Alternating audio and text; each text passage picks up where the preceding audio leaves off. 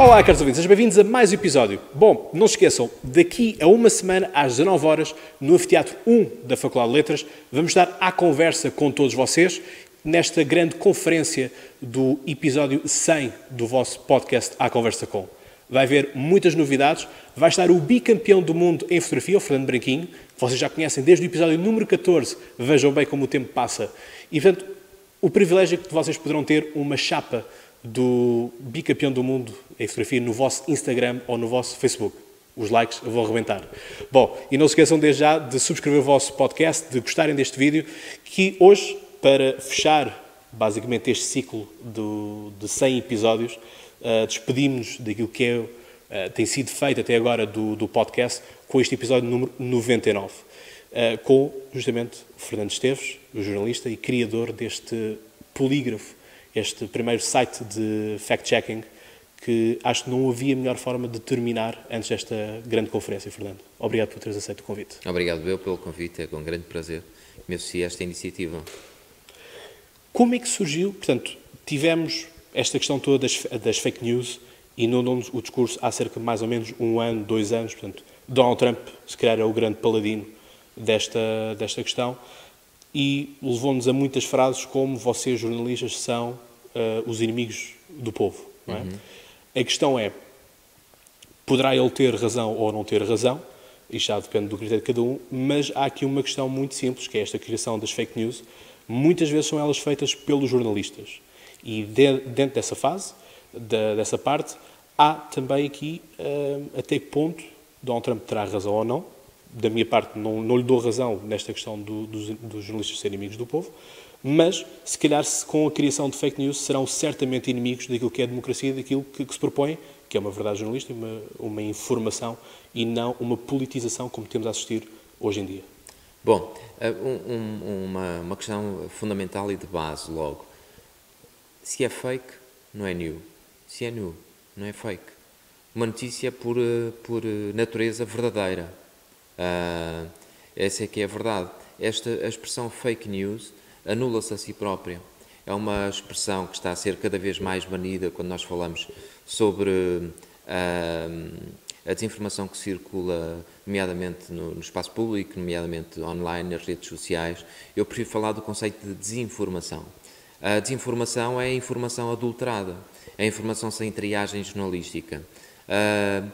Quando Donald Trump se atira aos jornalistas da imprensa de referência, basicamente o que ele quer fazer é tirar-lhes legitimidade para fazerem o trabalho que eles têm que fazer.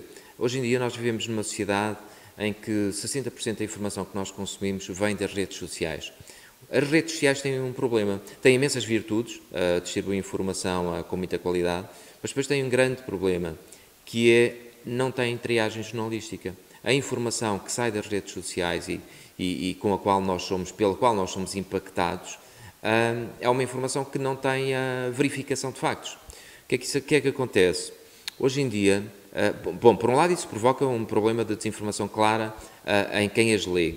Por outro lado, com o esvaziar das redações, por motivos económicos, cada vez mais as estruturas das redações tradicionais estão mais magras, com jornalistas mais jovens, mais mal pagos, sem memória, e com a responsabilidade de fazer 20 a 30 conteúdos para os sites dos respectivos jornais ou televisões, o critério jornalístico acaba por ser muito menos agudo. E os jornalistas acabam por beber um bocadinho também da informação que vem das redes sociais, de forma acrítica. Ora, isto é um caldeirão explosivo, porque juntando a falta de qualidade que vem da informação das redes sociais, muitas vezes manipulada por fontes profissionais que estão ao serviço de interesses políticos e económicos, há a falta de experiência, a falta de verificação por parte dos grandes outlets informativos, o que acontece é que o cidadão fica cada vez mais perdido neste marasmo de desinformação. Ao ficar perdido neste marasmo de desinformação, por um lado, e por outro, deixando também de acreditar nos políticos tal qual nós os conhecemos hoje, temos aqui uma vez mais um caldeirão explosivo. Para quê? Para que as pessoas deixem de acreditar no sistema e para que as pessoas comecem a procurar soluções fora do sistema. Há pouco falaste sobre Donald Trump. Donald Trump é o primeiro presidente eleito através das redes sociais. Donald Trump foi eleito através do Twitter, é o primeiro presidente do Twitter. O ano passado, na Web Summit, a conferência mais interessante que eu ouvi foi a do Estratégia Digital da campanha de Donald Trump. Ele foi entrevistado por um jornalista da Reuters na Web Summit e a última pergunta foi: o que é que Donald Trump tem que fazer para ganhar a próxima eleição? Ele disse: keep tweeting, keep tweeting. Donald Trump foi um game changer em termos de marketing político, em termos de comunicação política, porque ele elegeu-se através da comunicação direta com o povo, com a população, sem triagem jornalística. Agora Jair Bolsonaro no Brasil fez exatamente a mesma coisa. Jair Bolsonaro não participou em debates televisivos, não participou. Isto nem comícios, basicamente. Praticamente não fez comícios. Esteve a campanha em casa. Por outro lado, teve uma campanha absolutamente demolidora através do WhatsApp, através da distribuição de informação. Distribuição de informação falsa. Hoje em dia, portanto, se Donald Trump é o primeiro presidente do Twitter, Bolsonaro é o primeiro presidente do WhatsApp. O Twitter produz informação, o WhatsApp distribui informação. O Obama tinha sido do Facebook também. Então o Facebook dava as primeiras caminhadas. Sim, sem dúvida. Mas também inovou muito nessa altura. Sem dúvida, mas nos tempos do Obama, não foi assim há tanto tempo, mas a comunicação política era completamente diferente. Sim. E o Obama tinha e tem uma característica que nem Trump nem Bolsonaro têm, que ele respeita as instituições, ele respeita a imprensa de referência, respeita os jornalistas, respeita... Enfim, e movimentava-se num quadro mediático um pouco mais tradicional. Trump rompeu completamente com esse quadro, Bolsonaro também, e cada vez mais haverá fenómenos deste tipo um pouco por todo o mundo. Nós, para o ano que vem, temos duas eleições, as eleições europeias em maio e aqui em Portugal as eleições legislativas em outubro, e eu presumo que será um ano muito perigoso, um ano em que nós veremos surgir na Europa, em Portugal, fenómenos, se não iguais, pelo menos parecidos com o que está a acontecer na América do Norte e na América do Sul. E, portanto, é o acesso rápido. Não é? Isto era uma coisa que já tínhamos falado, inclusive, no episódio com o professor Tiago Moreira de Sá e a Dana Soler, justamente a propósito dos 2 anos de Donald Trump, que é esta questão das redes sociais permite muita coisa e permite, por exemplo, a difusão deste podcast, mas também é um bocadinho como a fast food, não é? Sabe bem, mas faz mal, não é? E, portanto, vai minando aos poucos e poucos aquilo que é a própria inteligência humana, no sentido de que cada vez temos menos pensamento crítico, e se está escrito, adquirimos logo aquilo. Mas a questão é porquê haverem jornais de referência, instituições, que ao fim e ao cabo são instituições, têm a necessidade de começar a fazer aquilo que era criticável há 1 ano ou 2 anos atrás dos youtubers, por exemplo, que faziam clickbait, em que punham títulos sensacionalistas só para terem aquela visualização gratuita. Não é? No entanto, os jornais vão atrás dessa estratégia também. É a ditadura das audiências. A internet tem muitos problemas. Eu prefiro pensar na internet, redes sociais, YouTube, etc., como uma imensa oportunidade. Não é por acaso que o jornal que eu lancei é um jornal online. A mim já não me passa pela cabeça lançar um jornal em papel. É porque... Tens o caso do Observador também segue essa premissa? Sem dúvida, porque de facto a internet dá-nos possibilidades que o papel nunca dará. Agora, depois também tem um manancial de perigos muito grande. O Facebook, por exemplo, particularizando, o Facebook uniformiza o pensamento. O Facebook,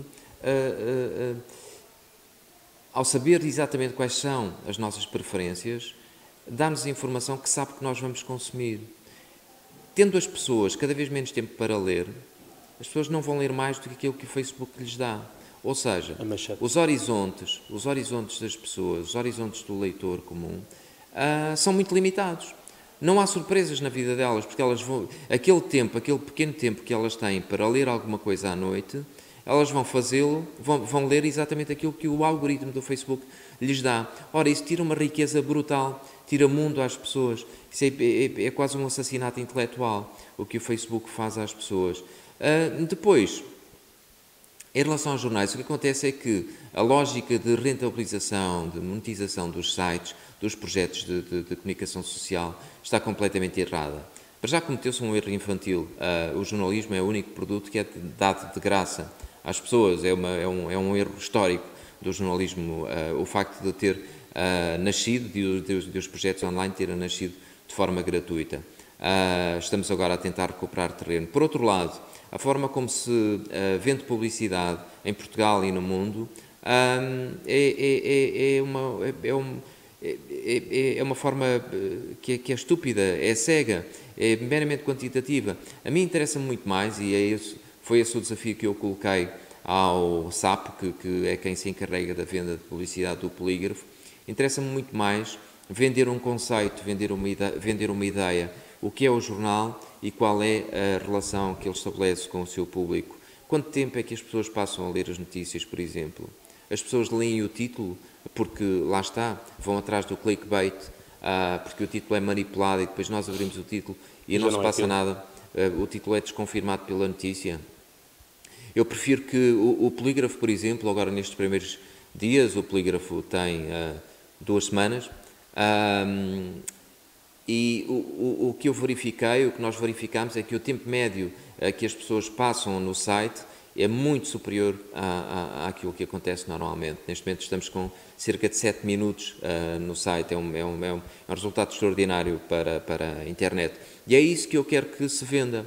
Eu quero que se venda aquilo que nós representamos enquanto ideia, uma ideia de intervenção não militante na sociedade, uma ideia de jornalismo sério e rigoroso, com margem para erro, claro, porque é feito por humanos, mas que é um projeto muito diferente, com características muito próprias e com a capacidade para intervir na comunidade de forma diferente.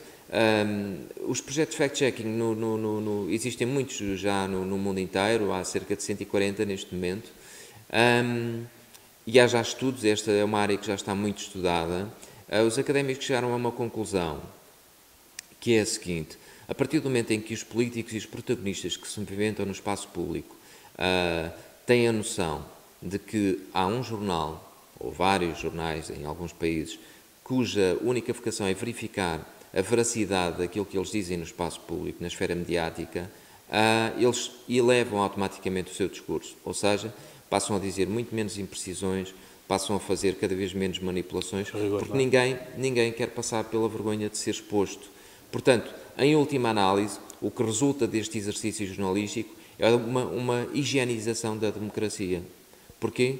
Porque com mais vigilância não policial, eu costumo dizer que o Polígrafo não é um polícia e não é inimigo dos políticos e dos influenciadores e dos bloggers e dos comentadores, é amigo dos leitores e dos eleitores. Com este processo, o que acontece é que a democracia fica melhor. E o Polígrafo nasce da minha vontade, por um lado, de praticar este tipo de jornalismo que me diverte, e para mim é sempre importante eu divertir-me a fazer aquilo que faço. É muito importante. Somos dois. Ainda bem para ti também.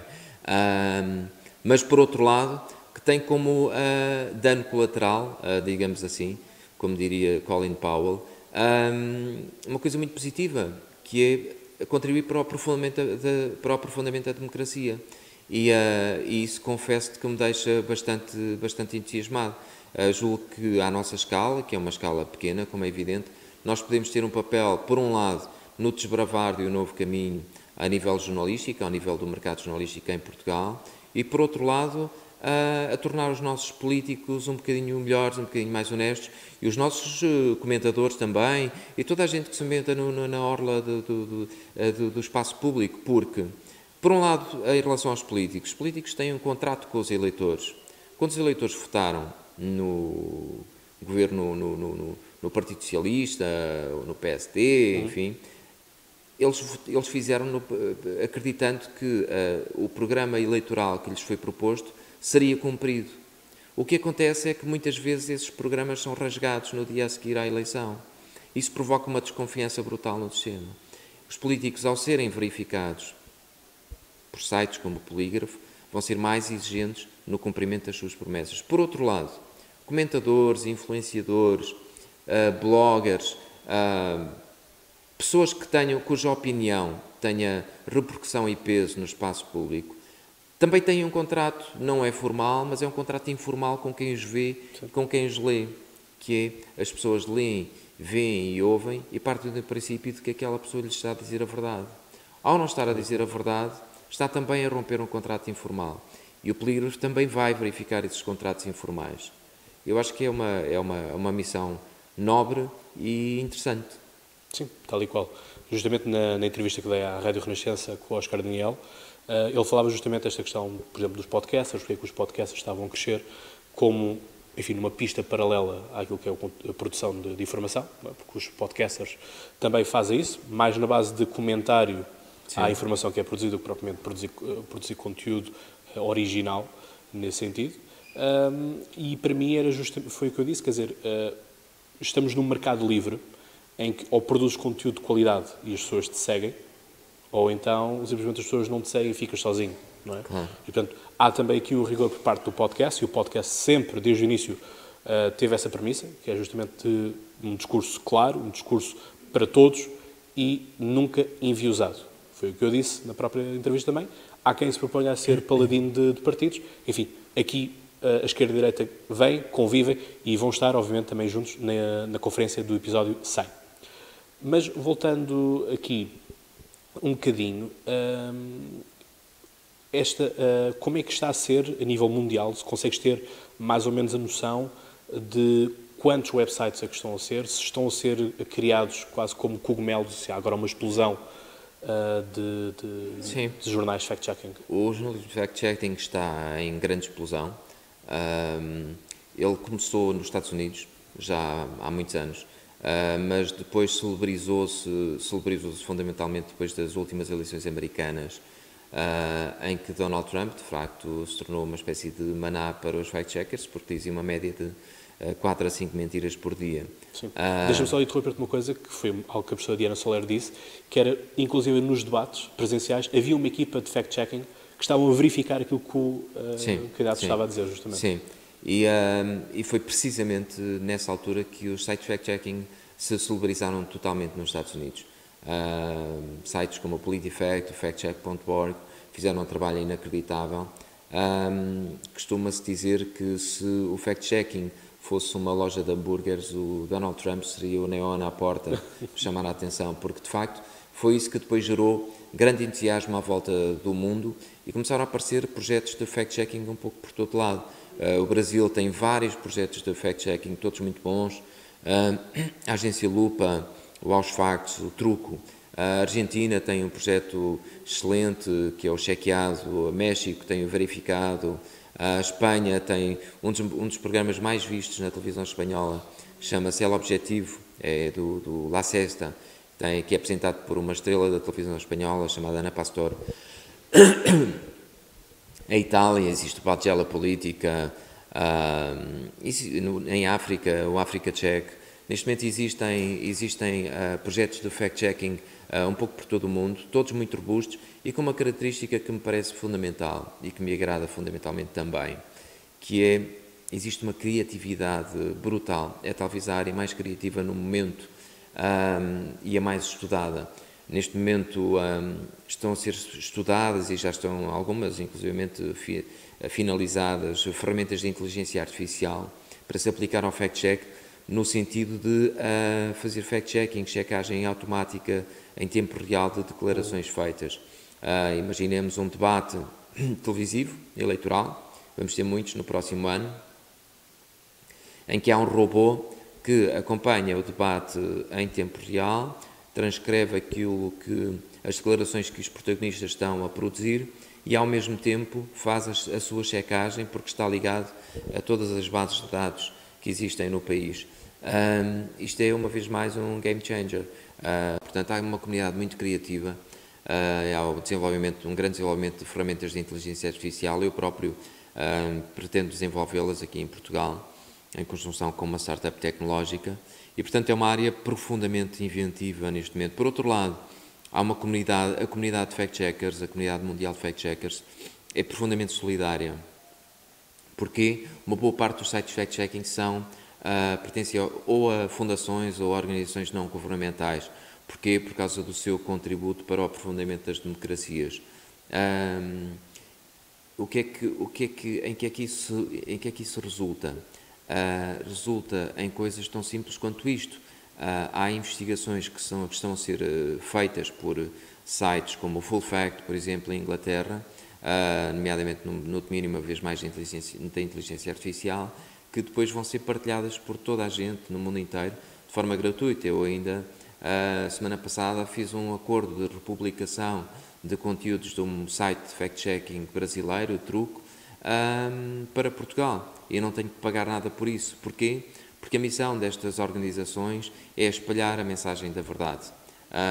Como não são lucrativas, não têm problemas de concorrência, não têm problemas de direitos de autor, querem apenas contribuir para que o espaço público se torne algo mais frequentável. Isso também me agrada muito. Outra coisa que me agrada muito, se me permites, no meu projeto, e que é fulcral para a sua existência enquanto conceito, é um programa que nós vamos desenvolver chamado Polígrafo Educação, e que basicamente consiste na realização de workshops de literacia mediática em escolas do ensino básico e secundário. Eu tenho um filho de 9 anos que basicamente não vê televisão, ou pelo menos não vê televisão da forma clássica, tal qual nós a consideramos. Ele usa a televisão para jogar, jogos de vídeo, e para ver youtubers, que são grandes influenciadores das crianças desta idade. E os pais têm aqui um grande desafio nos dias que correm, que é, ou fecham os olhos à influência brutal que, nomeadamente, os youtubers têm sobre os seus filhos e esperam que exista uma autorregulação, e isso é um erro brutal. Ou então põem a cabeça de fora da areia e vão à luta, vão jogar no corpo a corpo, tentam compreender aquilo que os filhos, a informação com a qual os filhos são impactados, tentam descodificar a forma como eles se relacionam com os seus influenciadores e tentam entrar no universo deles, e depois exercem a pedagogia, explicam-lhes aquilo que é certo e aquilo que é errado, mas fundamentalmente explicam-lhes, ensinam-lhes a ter a capacidade para duvidar daquilo que lhes é dito, para cruzar a informação. Eu hoje sinto-me muito realizado quando estou à mesa com o meu filho, ao jantar, e ele me diz: pai, hoje vi um vídeo imaginemos, do Gato Galáctico, que é um dos youtubers que ele segue, e ele disse uma coisa qualquer que eu depois vim a perceber que era falsa, porque fiz 2 ou 3 pesquisas e cruzei a informação, e de facto aquilo era falso. Para mim é uma grande alegria que isso aconteça. Porquê? Fui eu que o ensinei a fazer esse cruzamento de informação. O que nós no Polígrafo queremos fazer com o Polígrafo Educação é estender estes conhecimentos pelas escolas básicas, pelas escolas de todo o país, pelas crianças de todo o país também, no sentido de contribuir para que eles tenham os instrumentos para compreender um bocadinho melhor a sociedade em que vivem. Sim, o próprio YouTube também, em Portugal, existem 2 canais que também acabam por, enfim, são telejornais quase diários do YouTube, e portanto o Tuga News, e agora estou-me a esquecer de outro, que fazem justamente isso. Portanto, durante 6 minutos, um vídeo de 6 minutos, falam das novidades, mas depois colocam sempre, mas será que é mesmo assim? Exato. Ou às vezes expõem mesmo os youtubers, quer dizer, há muitos youtubers que dizem comprar um carro e na verdade aquele carro é alugado, não é? Claro. E portanto a empresa de aluguer de carros lucra com a publicidade que depois se apercebe, não é? Claro. Mas já está, isto tem a ver muitas vezes com o público que está, portanto, no caso do teu filho é um público de 9 anos, 9, 10 anos, portanto, eu diria quase que é um prodígio conseguir fazer essa pesquisa, não é? Poucos são aqueles que têm vontade ou paciência para ir verificar se aquilo que estão a receber é verdadeiro ou não. O caso do podcast é um público, 80% corresponde aos aos 24 anos, portanto, pessoal académico, Sim. que eu sei que à primeira asneira que eu diga irão, obviamente, verificar. E, portanto, até ao momento não houve nada, porque também há este compromisso. Não é? Eu também gosto de estar aqui a distribuir qualidade e, portanto, também foi um gosto poder contar contigo também neste episódio. O que é que, entrando agora a finalizar também, o que é que tu prevês, que mensagem tu queres deixar também às pessoas com o polígrafo, não é? Que é um tema, permite-me o reparo, é um título também muito forte, não é? No sentido, em comparação com o verificado, tudo isso, o polígrafo tem um... Sim. Tendo em conta, deixa-me só contar aqui uma história, que o polígrafo, a máquina, quando foi inventada, ela inicialmente não funcionava. E isto foi testado nos Estados Unidos, numa escola, em que houve um roubo. de um aparelho qualquer na escola, e então os dois que estavam a usar o polígrafo disseram que queremos usar esse caso para analisar e testar o polígrafo. Ora, eles fizeram os análises todos, portanto, tiveram as entrevistas a todos os alunos da escola e disseram, pá, isto não há conclusão nenhuma, isto não, os dados, quer dizer, nós estávamos à espera que fossem reveladores, mas nós não conseguimos encontrar o culpado através disto.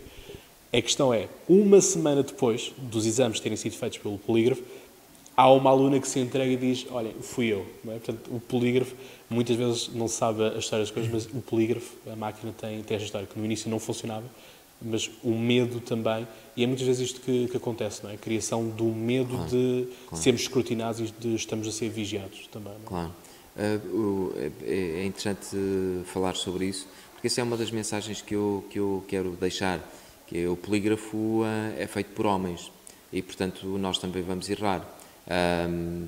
Nós estamos convencidos de que vamos errar muito menos do que erram os outros jornais, porque isso seria o fim do negócio, e nós desenvolvemos técnicas jornalísticas que nos permitem, de facto, diminuir essa margem. Nós só usamos, por exemplo, fontes documentais, não usamos fontes anónimas, fazemos muito jornalismo de dados, só usamos declarações em ON. Portanto, quando é assim, a margem de erro estreita-se muito consideravelmente. Em relação ao polígrafo, a mensagem que eu verdadeiramente queria deixar é que se trata de um projeto jornalístico como qualquer outro, que não é um órgão policial, que não é inimigo das pessoas que avalia. Eu já o disse há pouco, que é amigo dos leitores e dos eleitores. E espero que, à sua escala, seja um instrumento positivo, por um lado, para aprimorar a atividade jornalística que se pratica em Portugal, e, por outro lado, para tornar os nossos protagonistas do espaço público um bocadinho mais exigentes consigo próprios, porque, no limite, isso resulta numa melhor democracia. Muito bem. Fernando, foi um gosto estar aqui contigo. Obrigado, gosto. Felicidades pelo polígrafo. Esperemos que o podcast nunca vá lá parar por más razões. Não, seguramente não irá. E, caros ouvintes, assim me despeço de vocês. Encontramos todos no Anfiteatro 1 da Faculdade de Letras da Universidade de Lisboa, às 19 horas, dia 29. Não percam. Como eu digo, e vocês já sabem de cor, até lá, boas conversas.